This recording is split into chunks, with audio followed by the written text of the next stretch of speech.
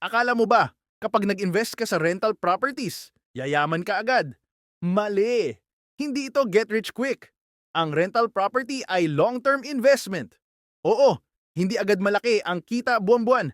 Pero habang tumatagal, tumataas ang market value ng lupa at bahay.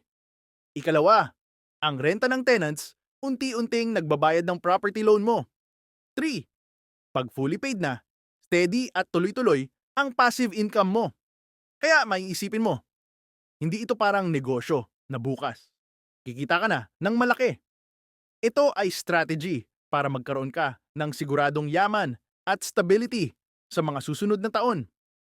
Kung handa ka sa long game, rental properties ang isa sa pinaka-solid na investment na pwede mong simulan.